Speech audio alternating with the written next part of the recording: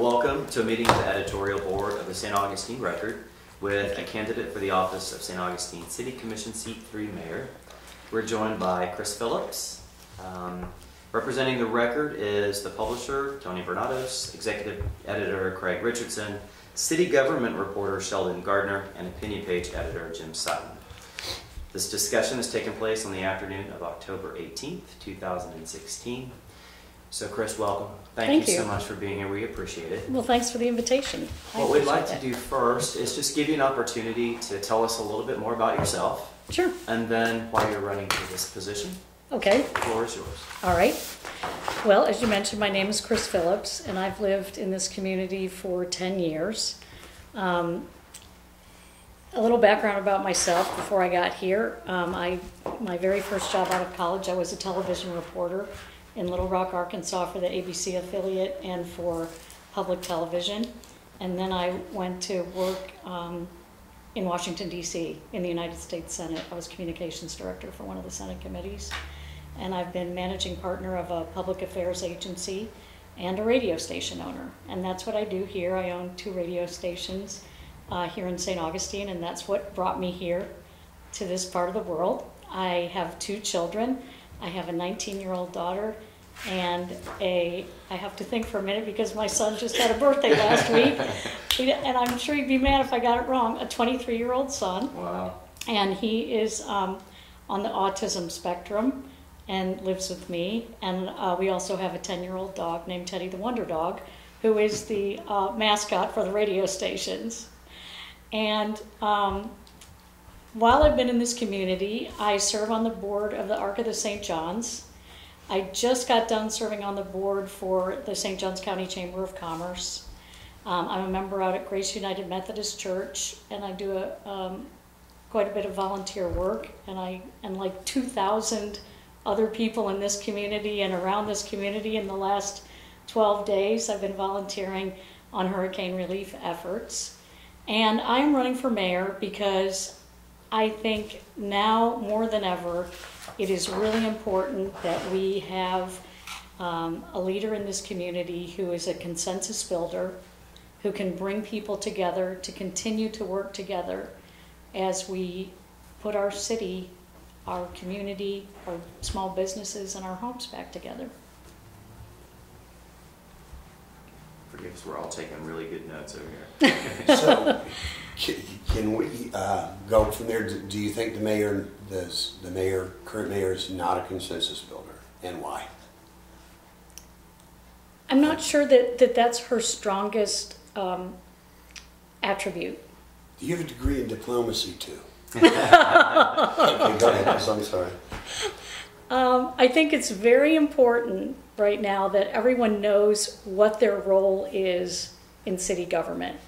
Our government is different than it is in Jacksonville. Our mayor here isn't like Lenny Curry. You don't have a whole lot of authority and control all on your own. When you sit on the city commission, the mayor has 20% of a vote, just like everybody else on the city commission. The CEO of our community is the city manager. And by our city charter, the person that's in charge when there's an emergency is actually our chief of police, Chief Avelies, who, by the way, I think his first day on the job was when Hurricane Hermine hit. And ever since then, it's just sort of been one thing after another. And I just think he's done an amazing job. I thought it was so fantastic to see him and his staff over at the Volunteer Operations Center, literally out with the rest of us, going door to door, making sure that all of our citizens were safe and they had everything they needed. Did you get flooded? I got a little bit of flooding at the radio stations, but it did not affect our equipment. And I got a little bit of flooding in my garage, and as I was telling all of you, I had a little septic tank issue at my house and some trees down, but I was very fortunate that I was not hit as hard as many of the residents of this city. We have over 400 people in the city of St. Augustine, in the city limits, who are without a house today. Kris, before the hurricane, what do you list as maybe the top 3 issues facing the city that you're interested in or that you think need to be addressed by the commission and others? You know, when I think back to the forums that I went to pre-hurricane and the issues that we were talking about, that the majority of them centered on, you know, not long ago we sent out, we meaning the city, I mean, I count all of us as part of that, but there was a questionnaire that was sent out and 1,000 residents responded to it, and they asked people what were the most important issues. And the two most important were things like mobility and parking, and that's why we had a mobility task force. I think there's a new normal in St. Augustine, and I think we have to rewrite what our priorities are now. To me, one of the highest priorities, you know, we've sort of moved out of the crisis mode, and now we're into social services mode. We have 400 people that don't have a place to live. Yes, some of them thankfully have insurance that may cover rental property while their house is being fixed. A lot of those people don't. And we had a housing crisis here really before this happened. When you talk to Bill Lazar and other people in housing, and you talk about St. Johns County, there's not a lot of affordable rental housing here. There definitely isn't now. This was pre-hurricane. So to me, all the priorities that we might have necessarily had before are, they may still be priorities, but they're a little bit further down the to-do list, in my opinion. Makes sense. I spoke with Mike Wanchik from the county the other day, and I was asking him, just in passing, what he thought was the biggest issue facing us. He says where to put these people. He said, Yeah. even if they have money to get rentals, we don't have the places to put them. Yeah. Said he think that's going to be the big, the elephant in the room through this stuff. But Yeah. I mean, I know that FEMA in the past, in other areas that have been hit really hard by hurricanes, has gone in and created sort of temporary housing shelters. You know, the one thing you have to have, if you're going to do that, is land to put it on. And I'm not necessarily sure we have much of that either. But, and not that that's something that people really want to move into, is temporary FEMA housing, but it may come to that at some point. Well, despite the hurricane and the emphasis toward that, the mobility study is coming, or the results are, I guess, supposed to be in next week-ish again, unless it's been put off again. But Right. do you see that effort as going in the right direction with the group, or do you have any thoughts about? I mean, you're talking about all the new things. Is mobility something to just stop now at phase one and stop and take another look, or has phase one been something that you think has been successful? I think phase one of the mobility, the task force and the study itself was absolutely on track. I think it was going well. Again, I don't know if it's the highest priority that our city has right now, because first of all, I think we have more immediate needs for our citizens. And second, we may not have some of the parking and other mobility issues that we were seeing before, because we may not have as many tourists visiting St. Augustine right now. We may have lots of citizens living in them. Could fill them up too, but at any rate. So did you have a top three now, or are you saying that, trying to clarify what you meant, that now everything's out the window because of the hurricane and now that's the focus? Or Yeah. do you I absolutely think, I don't know if there's I would put social services as number 1, 2, and 3 on a list of priorities. We have got to, you know, I was just talking to John Regan this morning about a couple of things, and I said, well, how are things going? And he said, well, you know, we're at day 12 now, and we're past sort of the crisis point, but now people are frustrated. They're frustrated by a lot of things. Well, imagine what we're all going to be like 30 or 60 days from now. Imagine what those people are going to feel like if they're still displaced from their houses. When we see stories of people right now setting up tents in their yards in St. Johns County, I don't think we have that in the city, or people living in, I know someone in Davis Shores right now who's living in a pop-up camper in their driveway because they can't live in their house. 30 days from now, there's going to be a very high level of frustration about it, and we've got to get ourselves prepared to deal with all that. That's a good point. Some of these questions that we would normally ask just don't seem that pertinent And this it's really difficult both ways. No, I understand. I mean, it's funny that, again, the things that we talked about at our first forums seem relatively unimportant now compared to what has happened. How have you spent your time since the storm? I've been working through the Volunteer Operations Center on 5 Arredondo. I do whatever they tell me to do. The first day I went out with one of the volunteer, well, he was off for the day, but somebody from the fire department. We went door to door in West Augustine, just doing assessments of how people and businesses were doing. I have been in Lincolnville, and we handed out water and food to people who said that they were in need of that. I've done some assessments over in the Masters Drive area of people who had lost, they of course weren't hit as hard as Davis Shores and other areas, but there were some people that had lost power for quite a bit of time. They had lost part of their roof. I visited some people over in North City who were friends of mine, and in Flagler Model Land. There are a lot of wonderful people that have taken in people who have lost their homes, and so we've got a lot of people living in, small houses. Mm-hmm. And of course, Davis Shores, I have a lot of friends who were renting property there and lost everything. And a couple people on Dolphin Drive.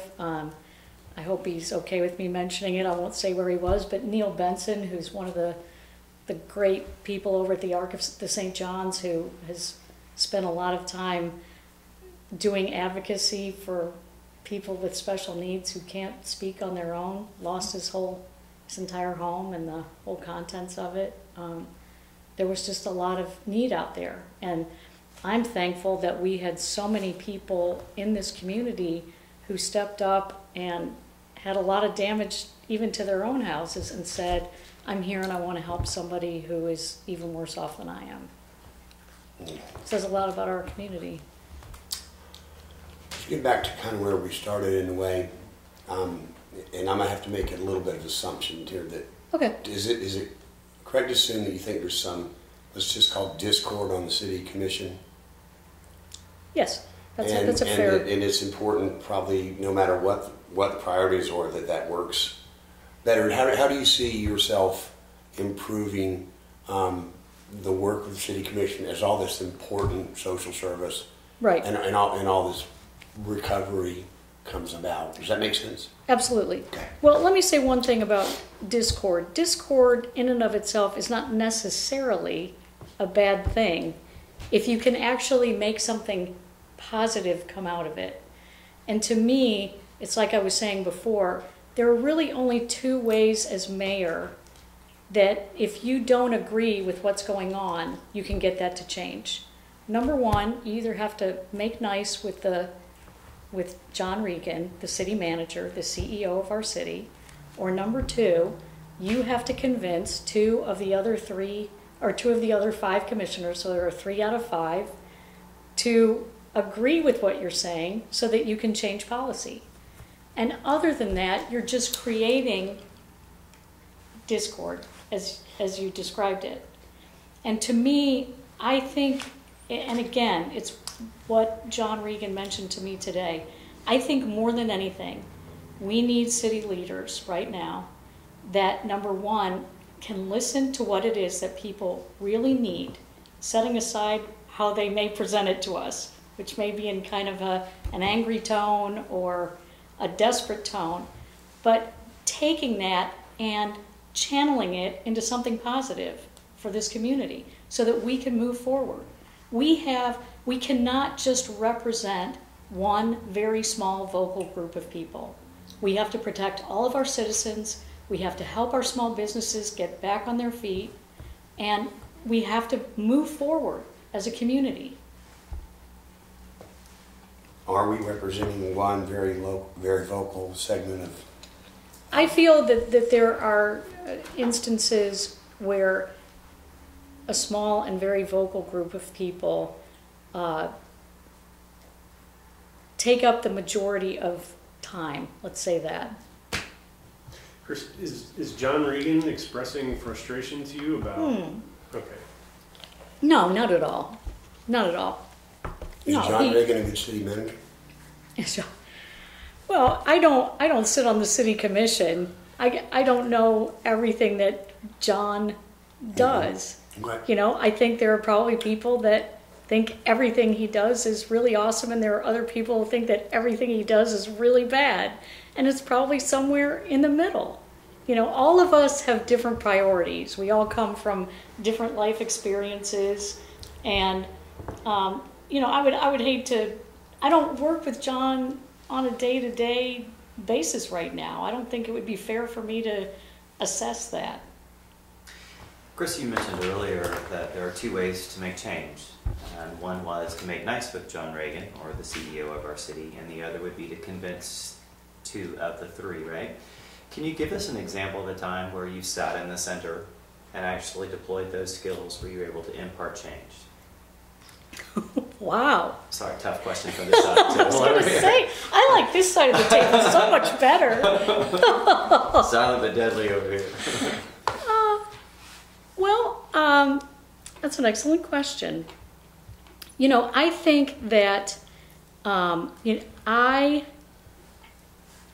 I feel like I have to do that every day in some respects, and perhaps you all feel that way too. You know, I own a sports radio station that's relatively innocuous. I own a conservative news talk station. Sometimes the programming that I run, I might not necessarily agree with it, but it is, you know, is what I have decided to run. Sometimes my listeners don't, some listeners are concerned about that, and we have to have a discussion about that.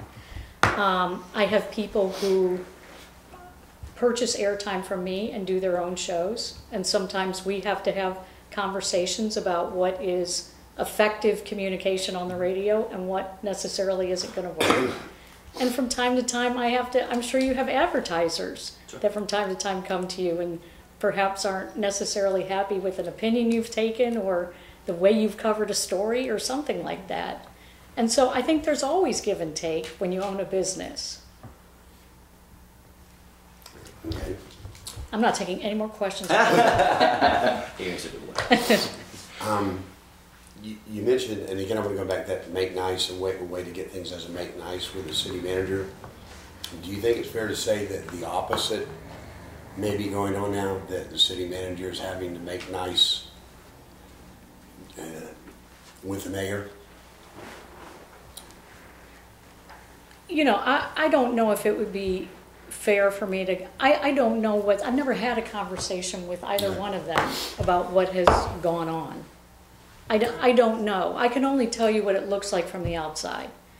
And what it looks like from the outside to me is that our current mayor may not necessarily understand the structure of our government, which is, again, different from if you're mayor of Chicago or Jacksonville or some other city, where a mayor is given additional authority over and above the other commissioners or over and above the city manager. That's not how it works here. And, you know, I think even looking back on the hurricane crisis, again, it's the city charter that indicates who's in charge, and that was the fire chief.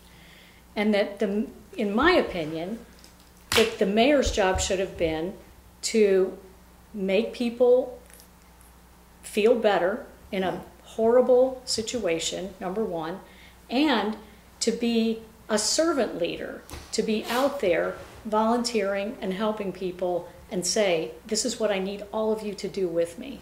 And you think she failed on that mark? I think she spent more time in high heels and a dress chasing television cameras than she did helping people. So the position of mayor to you, as far as aside of being one of the five city commissioners, is ceremonial. Would that be fair to say? That's what our charter says. Okay. It doesn't matter what I say. Okay. That's what it says. That doesn't mean you can't do something with the position. But in my opinion, what you can do with it right now in the crisis that we're in and we are in a crisis, is be an example. What do we need for this community to be right now? How do we want to define ourselves in a crisis? Kris, do you have a dialogue with the other 4 current members of the commission?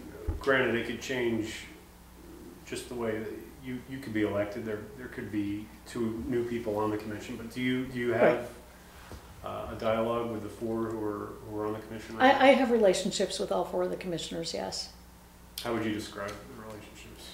I don't know. I know 2 of them better than I know the other 2, but I know them all. Some of them I know socially. Some we've talked about the election, but we've all been in this community for a good amount of time, so we all know each other. Who are the 2 that you're more familiar with? I'm closest to Todd Neville and to Liana Freeman. Okay. And has anybody on the commission asked you to run for the seat? No. Okay.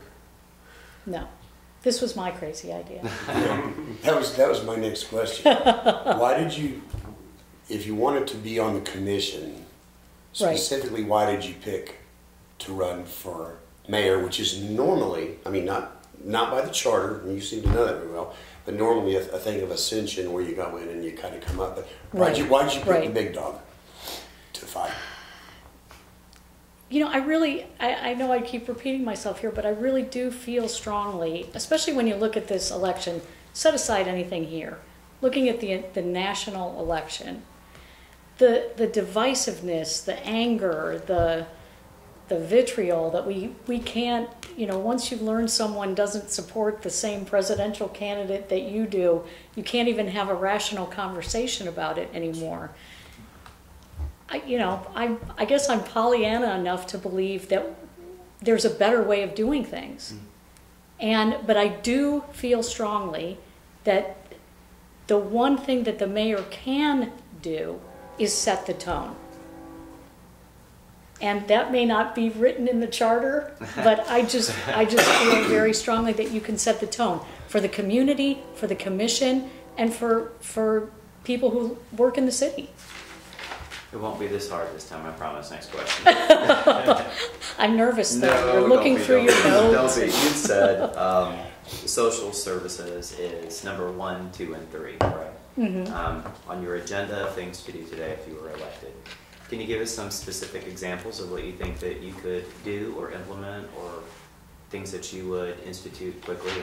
Well, I think the first thing that I would do if elected is I really feel strongly that I have to be a motivating factor to the city and to the city staff. And when I say that, the mayor doesn't have any management authority over staff. But let's face it, you can set the tone for things. Because honestly, we're going to have to put some serious responsibility and pressure on our city employees to really step up to the plate. And it's not going to be for the next 30 days, I need for you to give it all you got. It's going to be for the next year. I really need for you to give everything. And that's a tough thing to ask of people. There were a lot of city employees on their own time over volunteering at Arredondo. And so they're already tired and worn out. I think part of it, when I think about, I have a very small staff at the radio station. We have times when things are extremely busy, and we all have to figure out a way, when our first local show starts at 6 in the morning and we've still got one going on at 9:30 at night and there aren't very many of us, how are we going to do this without burning ourselves out? And so I think I have some talents, for lack of a better word, in that regard. But I think that's one of the most important things, is we really need our city staff to just be on their A game every single day. I've got one more question. You mentioned just a moment ago about how you really don't have any authority with, you can be a motivator but not getting involved with city staff. Do you think the current mayor is involving herself directly with city staff? It's my understanding that she does.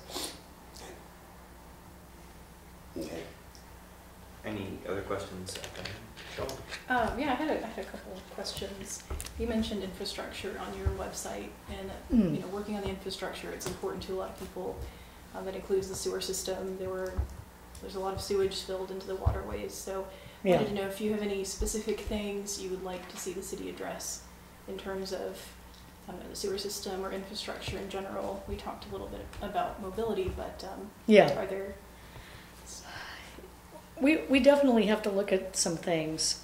We as a city, number one, sewer would be way up there. Number two, I think the one the good thing is that we have a fair amount of money for fixing roads and streets in St. Augustine. We have some money that we brought forward from last year's budget. And we also budgeted some money that have to do with utility projects, but they would also fix the streets while they're doing it. And I think it's really important, even if we have to bring in additional contractors outside of city employees, that we need to complete all that in terms of the streets. I think that at some point we need to sit back and say what worked during the hurricane relief efforts and what didn't. To me, one of the things that we do need to look at and there were a lot of moving parts, but I think we have to look at our communication system in the way that we communicate to residents. If you have residents that don't have power, they may or may not, I think a lot of them had cell service because we saw so many pictures on social media. But okay, so let's say they do have social media. They may have a cell phone, but if they're elderly, they may only have a landline, and that might be out. How are we going to communicate with people? What services are available? How they tell us if they need help? I think we need to look at overall our communication system. Just back onto the roads, did you mean bringing in contractors to fix them in the next year, in the next 5 years? I think we should do it in the next year. If we've got the money... Just for paving or for... Well, again, some of it is utility projects, and within that utility project, so they're going to fix the utility underneath the road, and then they're going to repave the road on top of it. So it depends on, some of it's earmarked in different ways, and so it would be fixed in different ways, from what I understand. You also mentioned having tourists pay more for the impact that they create. Do you have specific ideas for getting more from the tourists? Well, I think at this point, we have to figure out, we have to go back to the Visitors and Convention Bureau and say, it's time for us to, they've got the bed tax. They get to spend it outside of St. Johns County to get people to come here and spend money. We're now back to the point, if you had asked me pre-hurricane, I would have said, this is crazy. We have parking issues, we have mobility issues, we keep inviting more and more people to come here, we don't know what to do with them. We're not in that position anymore. We're going to need to be inviting people to come here. Our businesses are open, we're open for business, we'd like for you to come here. And so they're going to have to kind of step up to the plate on that issue. I did have on there that I do think we need to look at some ways that tourists can help us pay for some of the infrastructure issues that we have, because they are causing some of them. When you have millions of cars in a town of 14,000 people, that's going to create some issues for you. What exactly that's going to look like, I don't know now, but it's certainly something that we need to talk about. Are you talking about some getting more of the TDC dollars to city in some way? Because you say you want to go back to the VCB. We need to go back to the VCB. I was sort of talking about two different issues. I think they need to come up with some sort of a campaign to lure people back here. Can we? It's very tricky, if I'm understanding it right. I just love how all the state laws are written where none of us can actually understand it unless we have a PhD sitting next to us. But it's pretty tricky for us to grab some of those dollars, the bed tax dollars. I think we may need to look at some other revenue sources that we get from tourists. Okay. Do we have time for a couple more? You do. Okay. You have had the opinion about the mayor that she wasn't out there enough helping people. Where does that come from? Just from your Citizen complaints. Okay. Is that a social media What have you heard? element to that, or are you hearing that directly from people? Social media and walking neighborhoods. That's what people who live here are Yes. saying. What are they saying specifically? What are some examples? I think the loudest complaints about it were in the, let's face it, Davis Shores was probably the hardest hit. And I'm not trying to diminish what has happened in other neighborhoods, but let's face it, Davis Shores was, I think when the paper said, or you're recording someone saying it was ground zero. I mean, if you have any friends I have a very good friend that lived on Dolphin Drive, it was like a war zone. And that neighborhood felt that our mayor was never seen there. Is that a dozen people, more than that? I don't know Just if trying I to put get a a number on sense. it. People were, but I mean, these are people are frustrated. Mm-hmm. I mean, they're standing outside their houses. They've been flooded. All their belongings are on the side of the road. And again, I don't think it's even that they wanted someone to come and say, I'm going to fix everything for you, as much as they wanted someone to come and say, I'm sorry for what happened to you, and we as a community are here for you. Do you think any response from a mayor would have been that uplifting for these people who are just cranky and wet and tired and everything else? I mean, it's pretty hard to say nice things. No, it is. Immediately. But, I know that for a lot of my friends, I mean, they had people there who were helping them with the cleanup efforts. But, I'm just little old me. And I would just go by and say, I'm so sorry this happened to you. Can I go out and get you some lunch? Can I stand here and cry with you? Can I give you a hug? Can I call you tomorrow? Okay. Last question. Would you have been doing that if you had not been running for mayor? Of course I would. Okay. Of course I would. Okay. I've had, and I'm not going to go into it because this whole community has been through some bad times, but, I've had bad things happen in my life. And every time in the 10 years that I've lived here that something happened to me, someone came and asked me if I was okay. And they didn't say, I have all the answers for you, I can fix this, I can make it easier for you this particular day. They just said, I'm here for you. All of us that have lived here for a while, I mean, we've lived through, as a community, if you've owned a small business, you've lived through a recession. If you've lived as long as I have in this life, bad stuff has happened to either you, your family, something. And that's what I love about this community. Long before a hurricane hit, I knew if something catastrophically bad happened to this community, we would all step up and help one another. I knew it because they've done it for me. And they did. And we will. We'll continue to do that. We always wind up with asking you if there's some question that we did not ask you that you'd like to address. And we could, oddly enough, we could miss one. Do you serve that, donuts or cookies? Or? I do. I think I got something back there. No, I'm just kidding. anything you just want to wind up with?